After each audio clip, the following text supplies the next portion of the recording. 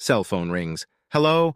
Hi, sweetie. It's so nice to hear your voice. I have to admit, I had a hell of a time finding a new phone number for either of you.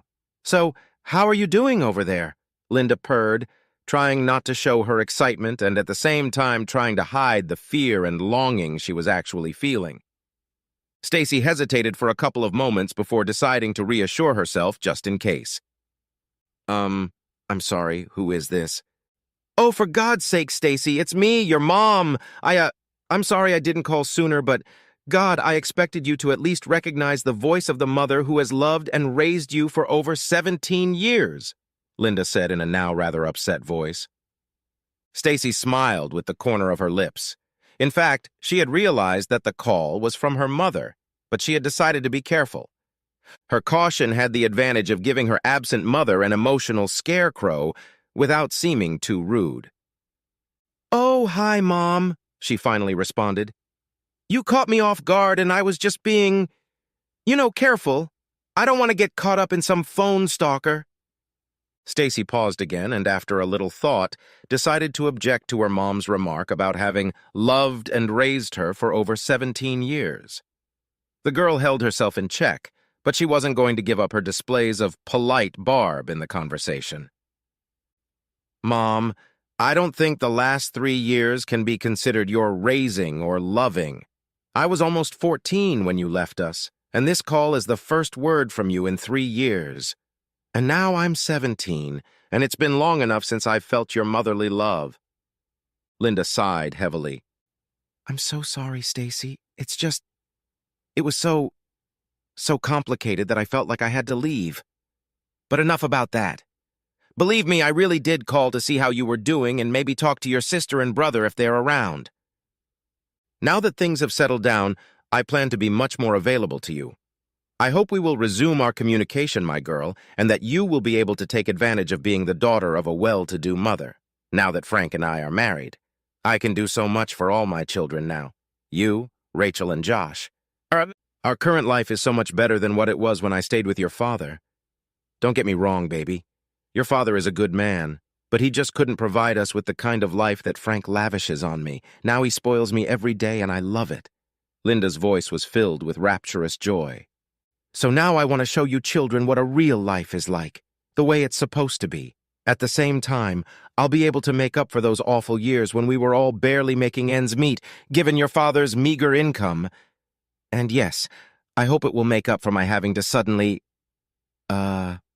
leave you." By now, Stacy was barely holding back, seething with anger. She loved her father, Ed Mercer, very much, and respected him for taking on the responsibility for the children and the heartache he had endured when Linda left. Ed was forced to become a single parent trying to raise 2 daughters, one going through his own difficult teenage issues, the other at age 10, and on top of that, a rambunctious 20-year-old son. Stacy was also very proud of how their father changed their lives after their mother left. Linda had cleaned out all the bank accounts before she left, so the family's financial situation was suddenly far worse than it had ever been in Stacy's memory. At the age of 14, young Stacy had to take on the role of homemaker, trying her best to help the family survive. Banding together, the father and children survived, but it was an uphill struggle that lasted more than 8 months. Then it got easier when her father made some drastic changes, and now life was great. It would have been very easy for Stacy to just cave in to the culprit of much of the misery that plagued the family and herself in the girl's 14th year. Her famous temper was at the ready, lurking in ambush, like a tiger on a light leash just waiting for a weakness and an opportunity to strike. Suddenly, Stacy felt a rush of absolute calm, and in a flash of insight, she knew how to behave and what she should do in talking to her mother, and it was wonderful. If she lashed out at Linda now, her mother would undoubtedly hang up on her, and Stacy would probably never see or hear from her again. It wouldn't do anyone any good, and the daughter really wanted to keep her relationship with her mother despite all the idiotic things she had done. Stacy enjoyed the sense of calm that enveloped her as she decided how she would proceed. She would make her point, rub her mother's nose in the disgusting filth of her mistakes, but still maintain the chance for a continued relationship between the children and their mother. Yes, it was the right strategy. The young lady smiled broadly and thought, Stacy, girl, you may have just learned an important life lesson. Mom, you'll never believe how hot I've become, she exclaimed. Wait a minute. I'm going to click my phone camera and send you a picture. Don't hang up. Stacy stood in front of the closet mirror in her bedroom, the sunlight streaming in through the window. It was mid-June on the calendar, and it was about 4 o'clock in the evening, so the setting sun was beaming directly into her west-facing window. Looking in the mirror, Stacy smiled radiantly, and then turned, slightly half-turned, to show off her golden wheat hair, which was arranged in an elegant style. She wore a full-length lavender evening gown, very elegant and graceful around her already very feminine figure, showing Stacy's evolution from an angular, awkward girl not so long ago to a full-figured, albeit young lady. The floor-length dress was complemented by a set of long white gloves that delicately encircled her arms, ending just above her elbows. Stacy took a couple of pictures, chose the best one, and quickly sent the selfies to her mother's cell phone. So, did you get the picture? Tell me what you think, she asked impatiently. A long pause followed, during which Linda considered and digested the effects that the past 3 years had had on the life of a blossoming young girl. Oh my God, Stacy, honey, you're beautiful. I'm speechless. Linda said it in a half-suffocated, half-shocked whisper, trying to suppress the lump that spasmed in her throat and brought a couple of tears to the corners of her mother's eyes. Oh, Stacy, I've missed so much, my girl. I have you. God, you've grown up so much. Oh, shit, what have I done? Stacy ignored her mother's confused mutterings and snorted and continued to press her. If you think you missed it, wait a minute until you see Rachel. Stacy slipped across the hall to her little sister's room and pushed open the door where her now 14-year-old sister was putting the finishing touches on her long, thick, honey-brown hair, styled in a very elegant style. In the front, Rachel's hair came down in a few curly locks that framed her face. Her large, doe gray-blue eyes and soft facial features made many people, both men and women, stop and stare at her. Rachel's face was strikingly beautiful, and the slightly snub nose and dimples on her cheeks when she smiled gave the young girl an extra bit of cheerful charm. Rachel, like Stacy, was also wearing an evening gown, delicately elegant, but much better at hiding her charms than her older and more mature sisters. Hey, Rach! Come on, strike a pose. Mom's on the line right now, and I'll send her a picture of you, Stacy said as she walked around to her sister's side, looking for the best angle from which to capture her. Around Rachel, helping her, was a woman in her mid-30s, also dressed in an evening gown that had been custom-made to make an irresistible impression. This woman had the kind of regal beauty that made the heads of everyone in the room turn wherever she appeared. The woman noticed the smart in Rachel and was about to step out of the frame when Stacy intervened with a soothing wave of her hand. No, Janice. Stay where you are. I want you in the picture, too. Rachel was still a little stunned, but finally rolled her eyes and, putting her palms to her mouth like a mouthpiece, shouted toward her sister's phone. Hi, Mom. I can't talk right now, but let's get in touch sometime later. Stacy circled the room, took a few pictures of Rachel and Janice, then waved them off, ladies, and concentrated on choosing the best picture and sending it to their destination. After a pause, Stacy put the phone to her ear and asked loudly, I bet you don't recognize Rachel right now? I mean, Mom, Rach even has boobs now. The younger sister instantly blushed and screamed, Stacy, you're stupid! Shut up! But a shy smile appeared on her face as the other 2 women in the room giggled at her agonizing embarrassment. Stacy turned her attention back to the phone she held in her hand. Well, what do you think, Mom? A stunned Linda struggled to find the words. My God, I'm shocked, honey. You girls, you've just stunned me. You've both grown so much, and you're so beautiful. I am so proud of both you and Rachel. I wish I could be there with you right now. Linda took the phone away from her ear every now and then to look again at the pictures of her girls that she missed more than anything else in the world. Her motherly heart was bursting with regret and longing. Then Linda hurriedly wiped her tear-filled eyes, and the details of the pictures came into clearer focus. Listen, Stacy, why are you two dressed like that? You can't both be going to the prom, can you? She asked, puzzled. Stacy had effectively picked up on her mom and was now ready to rub her nose in it. No, Mom. It's even cooler than prom. Remember that annual party you were always crazy about, but you and Dad were never invited to? That pompous party called Welcome to Summer Soiree thrown by Sedgwick and McTaggart. You know? Linda responded immediately. Of course I remember. That ball was always the major social event of the year. Heck, I'd give anything to go to that reception. Only the most powerful and beautiful people in the whole state are invited. Linda's voice was distinctly dreamy. I would love to be able to dress up in a beautiful evening gown and mingle with the social elite. I would have loved that. Linda sighed sentimentally, and then suddenly snapped out of her imaginary reverie. Oh my God, you and Rachel got jobs as hostesses or waitresses at that party. Oh wow, that's amazing. I'm so proud of you both. To think that my daughters are going to be there at the reception with all those high society people. I'm so jealous, Linda exclaimed, breathless at the sight. No, no, Mom. Rach and I are not caterers. We are invited guests. Stacy proudly and with undisguised pleasure shared their secret with her mother. What's more, we'll be sitting at the head table because Daddy is the guest of honor at the ceremony. It's a surprise for him, but Daddy will be given special recognition by the organizers. Isn't that super cool? I'll even be one of the honorees. Oh my God, Mom, I'm so nervous, but I'm also so excited. Linda was completely stunned. What? You're kidding, right? Stacy, baby, you've got to be kidding. Why would a petty expense account clerk be invited to a welcome to summer night ceremony, let alone be the guest of honor? Pfft, that just doesn't happen in real life. All right, admit it, honey, you're just kidding me, right? Yeah, right, Mom, the older daughter snorted. Of course, Rachel and I dress up all dressed up every day just to wait for you to call and purposely produce you. Come on, be realistic, Mom. A lot has changed since you left us. We've been in a lot of pain. No, we were all absolutely devastated, but Dad was able to pull us all together, and even Josh, and somehow made a new life for us without you. Maybe I should fill you in on what's happened since you left us. IT needs to be done quickly because the limo with Fona and Josh has to be back. In about 15 minutes, and then we'll all have to leave.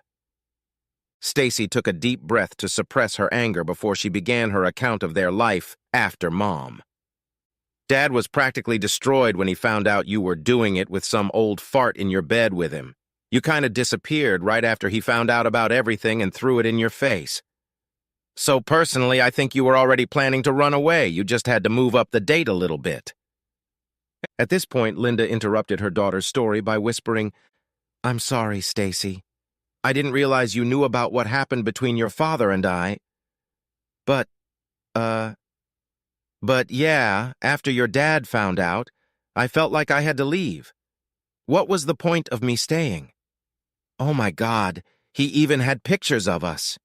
Yeah, Frank and I decided to leave town and move into his apartment in Manhattan, and we've been there ever since. Stacy, I'm sorry that your dad decided to tell you what happened. If you ask me, I think it was pretty low to involve you kids in this. All of this. Bullshit, Mom! The girl shouted, stomping her foot angrily. It's really bullshit! Stacy then tried to control her temper and the destructive emotions that were overwhelming her. She took a couple of deep breaths and then continued, enunciating her words clearly. Daddy didn't tell us anything. I told him. Who do you think took those pictures, huh? That's right, Mom.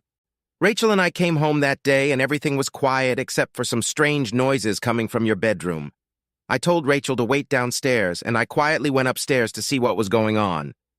When I saw what you were doing, I grabbed my phone and took a few pictures and sent them to my dad right away. Then Rach and I left the house and went to a friend's house. Later, when we got home that night, you locked yourself in your bedroom and wouldn't come out, but we could hear you crying. The next morning, you were gone.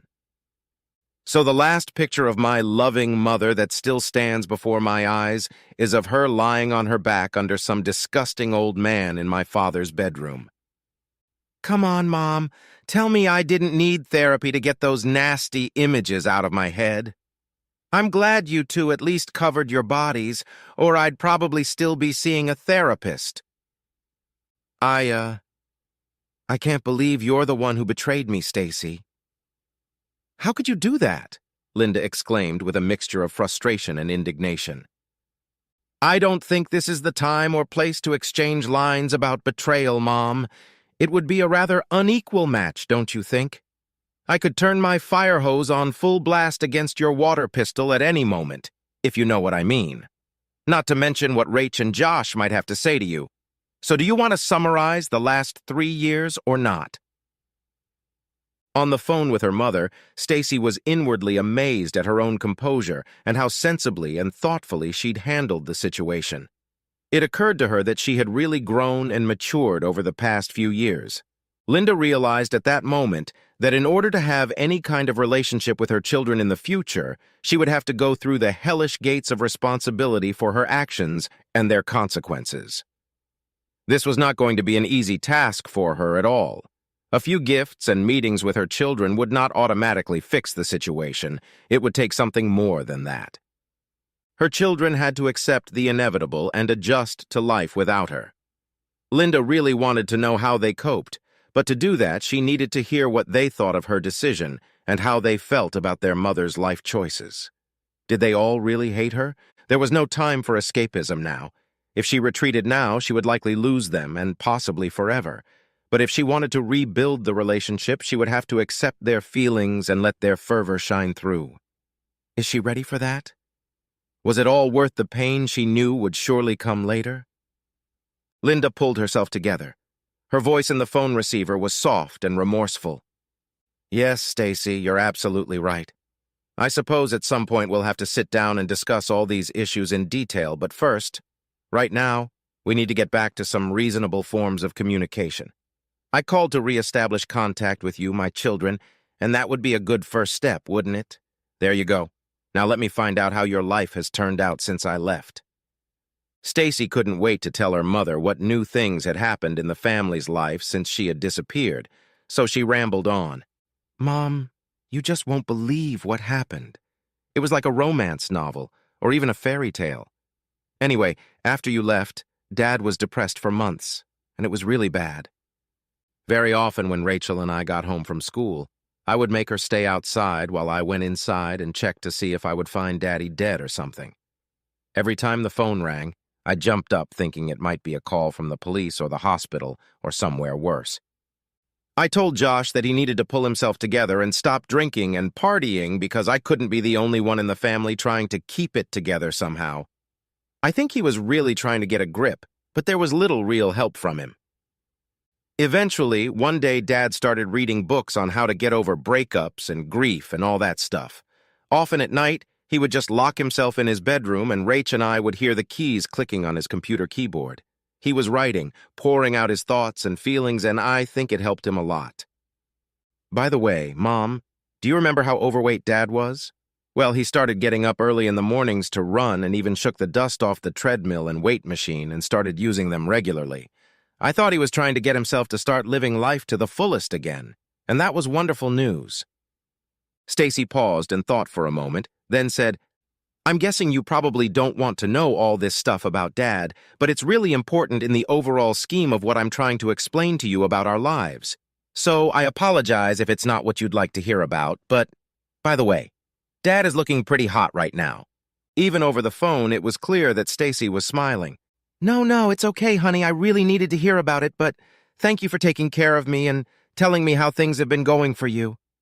I really want to know how things are going with you and Rachel and Josh. Well, Rachel's easy.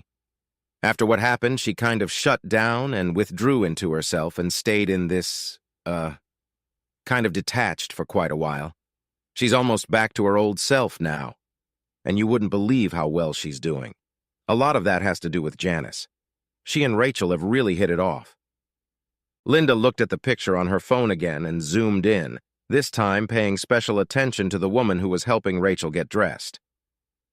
Okay, so who is this Janice you're talking about? Oh, I'm sorry, Mom. Janice is Dad's girlfriend. Isn't she gorgeous? And she's so sweet. She used to model in swimsuit demonstrations, but Janice is still modeling now.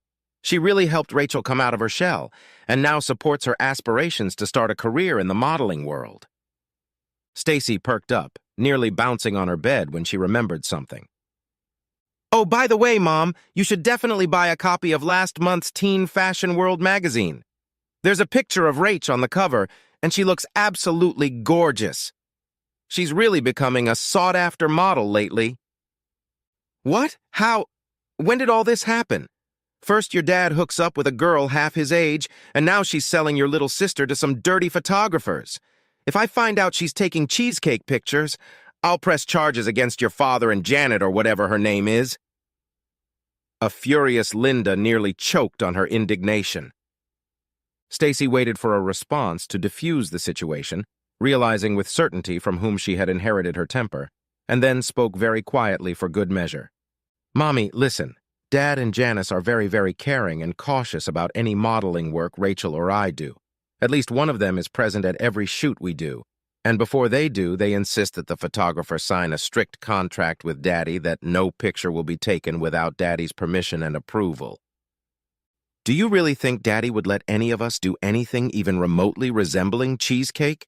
He won't even let Rach wear a bathing suit. And as for Daddy's girlfriend, I already said her name is Janice and she's 34 years old, so there's 11 years difference between her and Daddy. Actually, that's way less than you and your Frankie, who's what, 100 years old? I don't know, Mom, if they'll ever get married or not. But from what I can see, they're very good together. And Janice has been a great help to him. Every once in a while, she even gives him compliments, so Daddy seems pretty happy. At least, I've never seen him happier than I have in the last few months. That's right, Mom. I'm being honest about what I see and feel. If you really wanted to know. Frank is only 66 years old versus my 43, Stacy, Linda noted with some distaste. I'm just not sure modeling is a good life choice for Rachel, and I wouldn't let it happen. She'd be better off doing something more worthwhile, something that would benefit her life. Stacy bit her tongue to keep from snapping and blurting out something like, worthy? Like what? Maybe abandoning her family to become trophy jewelry for some decrepit 66-year-old moneybags? And so she turned away from the cell phone and took a deep breath, trying to control her nerves, then brought the cell phone to her ear again and continued, not caring that she was interrupted. Modeling has really helped Rachel, Mom. She's not as shy as she used to be. She now holds herself with a confidence and composure that she never had before. Rach has finally realized who she is, what she can accomplish, and what she's really, really good at. You know, she even occasionally calls the shots in the studio or suggests interesting themed poses for some of her shoots. Let's face it, Mom. Rachel was never an excellent student and always considered herself a failure because she thought nothing good was in store for her in the future. Now she could be a world-class photo model before she even graduates from high school and have a bank account that would make even you proud. And before you ask, yes, Mom, I told you that I model too, but I'm not as into it. Rach and I do fashion shows together, but I mostly act as a statistic, a supporting model to accentuate Rachel's look or wear a set of clothes in a different cut or coloring, a little different from the one she's showing. The best part of all of this is that Rach and I have become very close because we help each other and work together. Also, I get paid pretty well, so I've put away enough money for college lately, and I keep adding to my account. I like school as much as I used to, so you don't have to worry, my grades are good. I take a few extra classes each semester so that I can graduate high school early and go to college. I still have an A average, but this year I'm a little worried about chemistry. It's not an easy subject, but I have to get through it if I'm going to go to veterinary school. Stacy remembered something else and became animated again, even giggling at the same time. Oh, Mom, you won't believe it when I tell you. Rach and I keep some of the outfits we show off at shows and shoots, so now I actually have a really cool closet. Can you believe it? In fact, I'm now one of the most fashionably dressed girls in our class, not some creepy Miss Geekazoid. Many of the girls in the class who used to be in the Too Cool for You League are now asking me for fashion tips, and some have even asked for my autograph. Well, isn't that just too funny, sometimes to the point of nausea? So, Mom, I'm almost popular, and the best part about it all is that guys are starting to pay attention to me, Stacy giggled. All this news from her daughter was very disturbing to Linda, who had always struggled to reach she didn't know exactly what it was, but a certain level in society. She had abandoned her family in order to gain social recognition, at least on a personal level, but it seemed that most of her family had reached greater heights without her, Linda. And what made it even worse and made her even more frustrated inside was that they had achieved such staggering successes without seeming to put in any special effort. Linda sighed heavily. Baby, I'm really glad you and your sister are doing so well. By the way, though I'm afraid to ask, but how is Josh doing? Is everything okay with my boy? Stacy took a deep breath and glanced at the clock on her bedside table, knowing that it wasn't long before the limo with Josh and Fona should be arriving. She didn't want to move on to the next topic, fearing that she wouldn't have enough time to go into detail about her brother. However, after making sure that in all likelihood she would have time to share information about Josh with her mother, Stacy continued. Well, Mom, to my surprise, I have to admit that Josh has turned his life around.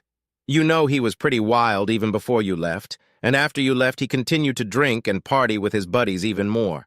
For a while, he went off the rails. Finally, one day Dad got really angry and demanded that he quit partying and at least get a job or go back to school. Well, the brother, he told Dad to get lost, so he finally kicked him out and told Josh not to come home until he got a job. Dad even had to call the cops a couple times to get him out of the house. Mom couldn't believe her ears. What? Your asshole father kicked my little boy out of the house? How dare he? I'll have Frank contact a lawyer and sue that bastard, Linda raged, clutching the phone and seething with anger. Well, good luck with that, Mom, Stacy said with some irony in her voice, shaking her head. She knew that her mother had always considered Josh her favorite and let her get away with any of his artistry. Moreover, Stacy knew that Linda supported his antics by giving him money whenever he asked for it. Actually, her sister thought, Josh was lucky he'd never been arrested or gotten into any serious trouble. That was all a year and a half ago, Mom, and since then Josh and Dad had pretty much made up.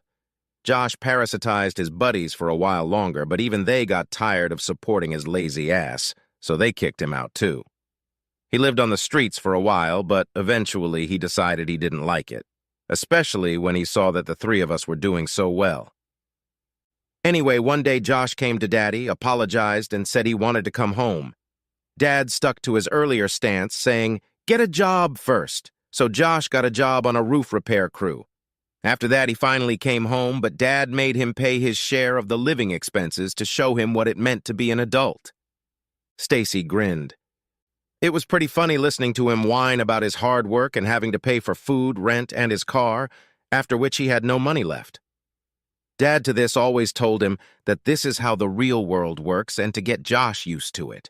It went on like that for about a year until Fona showed up. Don't tell me your dad has another girlfriend, Linda was outraged. Who is this Fona? Stacy laughed. No, Mom. Fona is Dad's personal assistant. She's very sharp-tongued and doesn't tolerate any objections from anyone around her. Dad always calls her his cool boss. She's only 22 years old, but she knows her business and doesn't give anyone a hard time. Fona actually met Daddy during a conference he was working at in Minneapolis. She walked up to him, shook his hand, and told him that if he wanted to be really successful, he needed to hire her to organize all of his travel, book his tickets, and manage his expenses.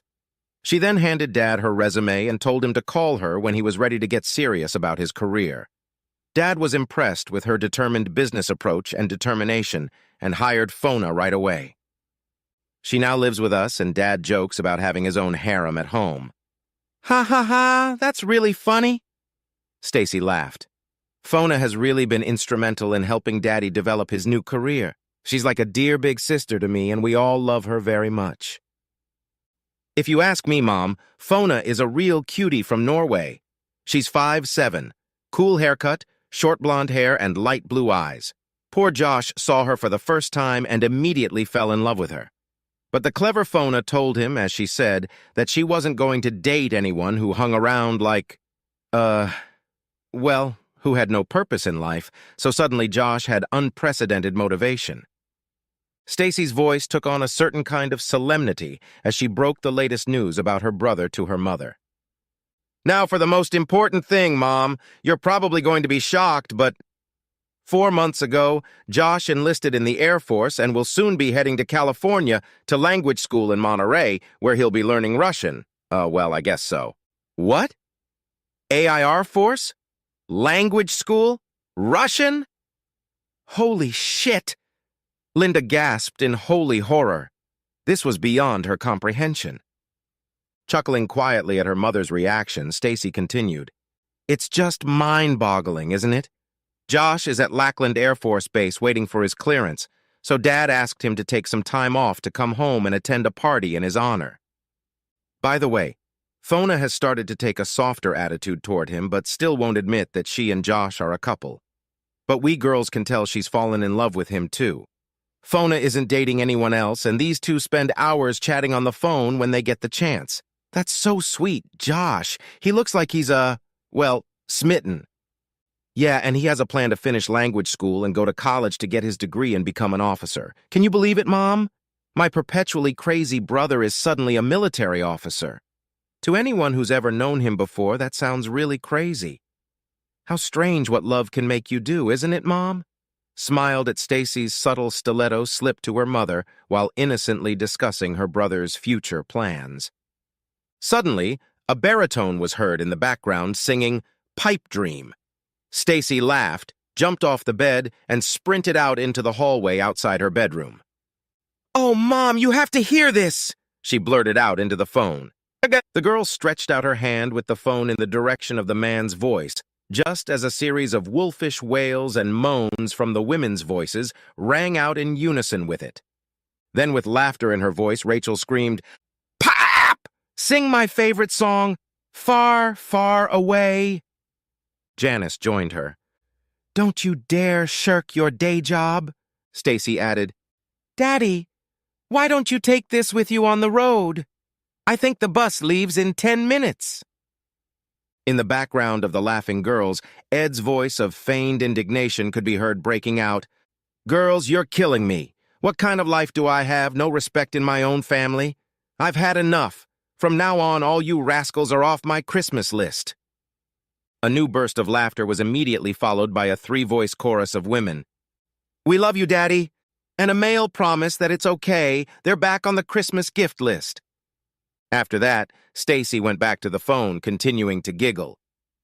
"Daddy is so funny now. He always sings when he's happy or nervous, and we always start teasing him. It's our little game with him." "Oh," was all Linda could get out of her mouth because she couldn't say much more than that. It was obvious that her family was doing just fine without her. Before this conversation with her daughter, Linda had subconsciously hoped that they were all still suffering cruelly because they missed her. There was none of that in the least, so she simply fell silent, caught in a sort of stupor.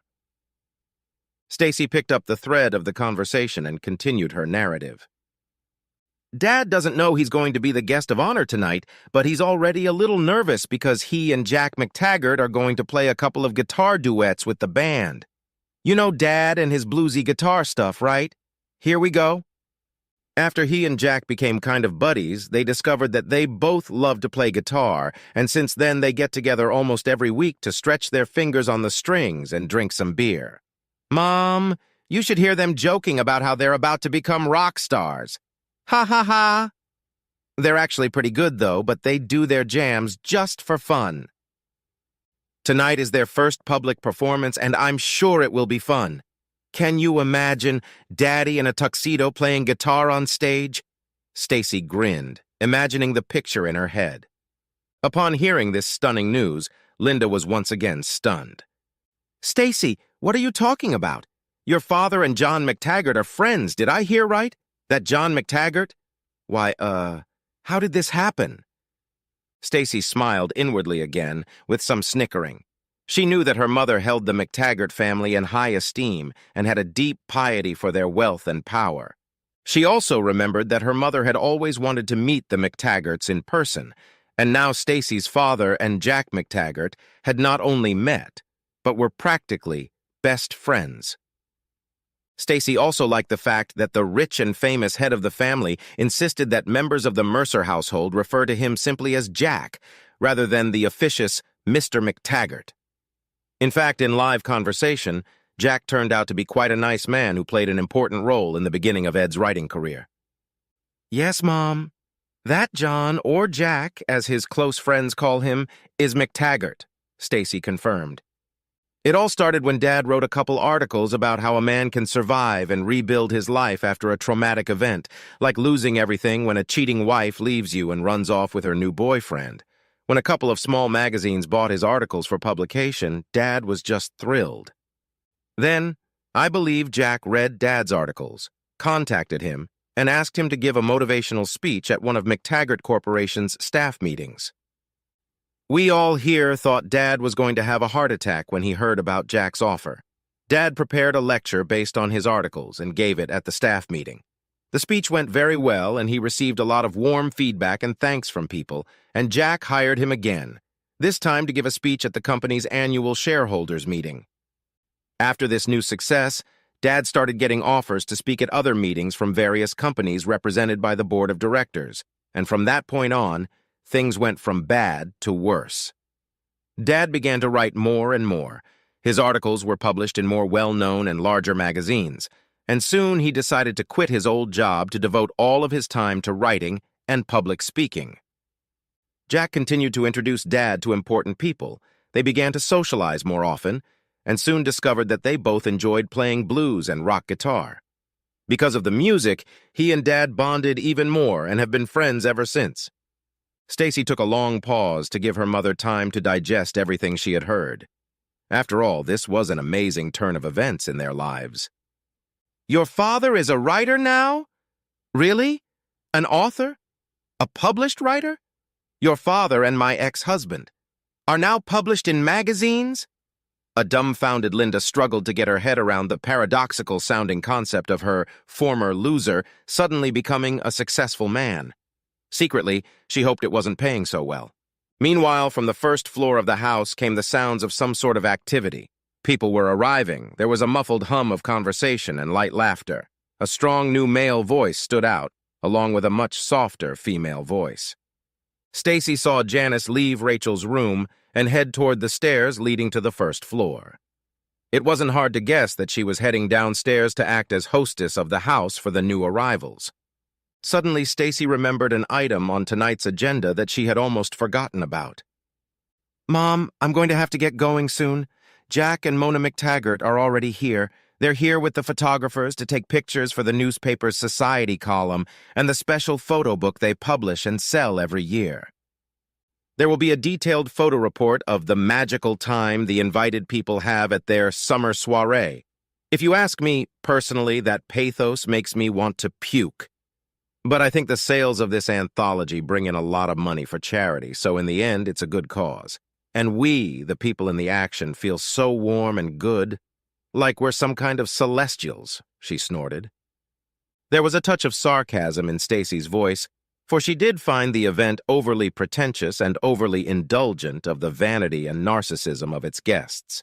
Still, she couldn't help but feel a sense of pride that her father's accomplishments had suddenly elevated their family to a level of social standing that others, and especially her wayward mommy, would treat with the respect they deserved.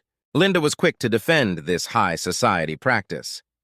"Oh, Stacy, don't take it so lightly. To be in this almanac and to know that you were part of a historic event is an honor. You and Rachel should be absolutely thrilled to be the guests of honor at such a grand event. And since you'll be seated at the head table, your photos will be on almost every page. I've secretly bought one of these books almost every year, and this year I'll be able to point everyone at the pictures of Josh, you, and Rachel, and proudly say, 'Look at these special people, these are my kids.' Gosh, to think of it. I am actually very jealous of you, but also very proud at the same time. I'll be sure to order a few copies of this yearbook as soon as they put them out." "Okay, Mom," Stacy said absent-mindedly, and then she seemed to remember something else. "Oh, here's something else. Dad's going to some writing event in New York over Labor Day weekend, and Rachel, Janice, Fona, and I were going to go with him. Maybe we can meet you then. I'd really like to see you, and I'm sure I can get Rachel to come to the meeting too. But you should know that she's still very angry at you for leaving home. Maybe we can take Janice with us so you can meet her. I suppose you'd like to see Daddy too? Just in case. Oh, honey, that's a terrific idea, Linda enthused. Yes, let's do something. I really want to see you and Rachel, but about your father and his shlew. Girlfriend? I'm not sure that's such a good idea. There's been too much pain on both sides. However, I would like you to meet Frank. After all, he is your stepfather now.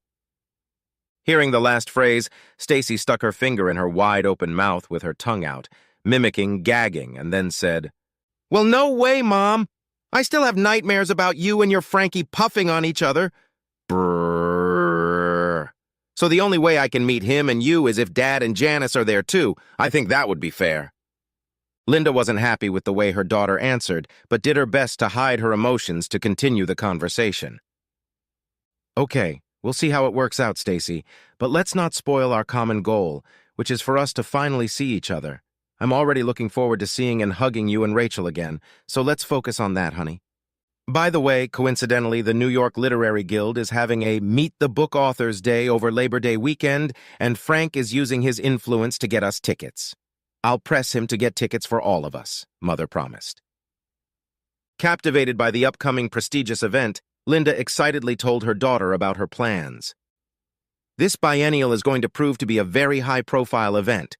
Can you imagine, Stacy? Lots of famous writers will be there, and some of them will be signing their books and interacting with readers and fans. Maybe get to take selfies with some of the famous authors. You should see how excited Frank is. You don't have to talk about me. Did you know that David Volches himself has promised to be there, and Frank is dying to meet him? David is an aspiring writer, but Frank claims his first book is sensational and absolutely brilliant. Yes, I know that here on the coasts they usually find out about the latest trends and events before the Midwest, but maybe you've heard of David by chance. Stacy caught the somewhat condescending tone in her mother's words and couldn't help but laugh, deciding to answer her on a similar level of irony. Yes, Mom, I have heard of David Woolchase. What's more, I've met him several times. Of course, I agree that his work is marvelous. I read his book a while back and found it quite, how shall I put it? Provocative, yes. Have you read his book yourself, Mom? Linda was caught off guard by Stacy's barb, but decided not to react in any way. No, to be honest, I can't say I have. I'm not a big fan of that kind of reading, but Frank... Oh, he's definitely a fan. Stacy laughed and almost said something about that book not having enough pictures for her mom's literary tastes, but she refrained. Mom, do you have a hardcover or paperback copy of David's book handy? Linda looked around and then walked into Frank's office. Yes, we have a hardcover copy of his book right here on Frank's desk. Why do you ask? Mom, take a look at the back and side inside of the dust jacket and tell me what you see. Now, okay. There's a picture of the author of the book. Oh my God, it's Ed. Oh my God, it's a picture of your father that I took about 7 or 8 years ago. Oh my God, how can this be? That can't be David Woolchase. Your father is not David Woolchase. Please tell me there's some kind of mistake. Stacy bent in half with laughter, trying not to choke up as the full irony of the moment penetrated her consciousness. It can't be helped, Mom. Yes, and yes, David Volches is in reality Edward J. Mercer. When Dad decided to write a novel, he wanted to separate his writing goals for a variety of reasons, so he came up with a pen name and released his first novel under the name David Volches. This is so funny, Mom! Wiping away tears of laughter, Stacy barely spoke into the phone. To think that your new husband's favorite author is your own ex-husband. No, that's hilarious. I haven't laughed so hard in a long time. They could make a movie about it. Oh man, I can't believe it. No one could make up shit like that. Ah ha ha, Mom, that's too funny. Linda just sat there with a deadpan look and finally said quietly, Shit. Stacy already had to go, so ending the conversation, she said, still chuckling, I gotta go, Mom. I'll send you my email address and you send me yours and we'll make our plans for Labor Day weekend. I'm so glad you called, and I'm looking forward to seeing you again. I love you, Mom. Ugh, that's still too funny. In some inexpressibly sullen voice, Linda asked, Say hi to your brother and sister for me and give them my number so they can call me when they get a chance. I love you too, Stacy. The eldest daughter disconnected the phone and went downstairs, still giggling to herself at the unexpected consequences of the recent turn of events, and primped in front of the large mirror, ready to be photographed for the socialites. Stacy knew she'd have no problem with her dazzling smile tonight, but only she would know the reason for her excellent mood, for now, at least. Linda, on the other hand, continued to sit in deep thought for another long time, staring unseeingly at the book on the table in front of her, until she came to the clear realization that Karma was indeed a vindictive bitch. Before she could fully recover from her conversation with Stacy, Frank came trotting into the room. Linda, you're never going to believe what happened. I just got a postcard from David Woolchase. I wrote him, telling him how much I loved his book and that I was really looking forward to meeting him in September. And lo and behold, he wrote me back. And he wrote the message in his own handwriting. Can you believe it? Hold on, let me read it to you. Dear Frank, you have no idea how pleased I am that you've read and enjoyed my first novel. Although you may not know it, you are the one who has had a very positive impact on my life and career. I don't know if I will ever be able to fully thank you for that. So I look forward to thanking you in person. You have taken a huge weight off my shoulders and provided a much-needed spark for my personal growth as a person and a writer. So I am deeply indebted to you. Best wishes, David Woolchase. Frank, in his rapturous joy, continued to mumble excitedly, telling her that he must have met David at some point, as his picture in the book seemed somewhat familiar, but could not remember where he had seen this now popular writer. Now her now husband couldn't wait to meet him in person, hoping to be a good friend to his new favorite author.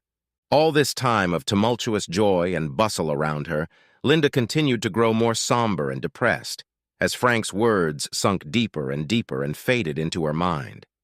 Finally, in a squeaky voice from the depths of her parched throat, she squeezed out exhaustedly, Shut up, Frank, just shut up!